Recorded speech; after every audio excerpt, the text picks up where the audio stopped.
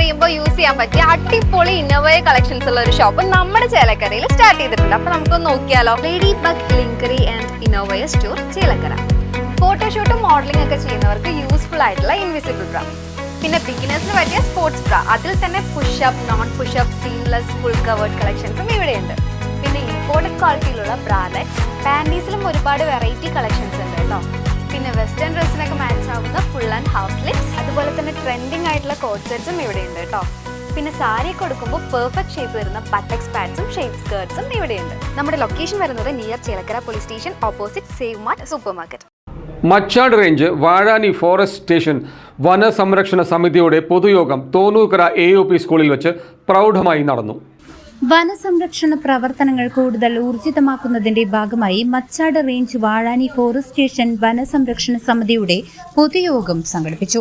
Thonnurkara AUP സ്കൂളിൽ വെച്ച് നടന്ന പൊതുയോഗം ചേലക്കര ഗ്രാമപഞ്ചായത്ത് പ്രസിഡന്റ് ടി ഗോപാലകൃഷ്ണൻ ഉദ്ഘാടനം ചെയ്തു.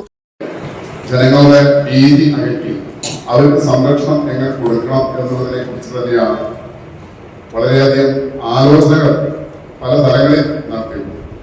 ഇപ്പോൾ ഇവിടെ വന്നിട്ടുള്ള ഡെപ്യൂട്ടി വിനോദ് സാറായിട്ട് ഞാൻ കഴിഞ്ഞ ദിവസം ഒരു 1.5 മണിക്കൂറോളം സംസാരിച്ചു. ഇന്ന് കാലത്ത് MLA-യുമായി ഒരു 1/2 മണിക്കൂറോളം ഇതിനെക്കുറിച്ച് സംസാരിക്കുന്നു. എന്തു തന്നെയായാലും ഇതിനൊരു പരിഹാരം കണ്ടെത്തുക എന്നുള്ളതാണ് നമ്മളെ സംബന്ധിച്ചിടത്തോളം അത് കണ്ടെത്തിയിരിക്കണം.